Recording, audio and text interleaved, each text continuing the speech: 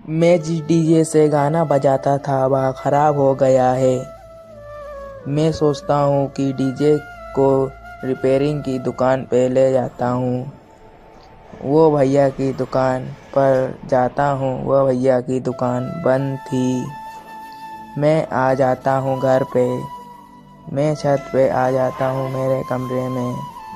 कमरे में आने के बाद मैं सोचता हूँ कि मैं खुद सुधार दूँगा।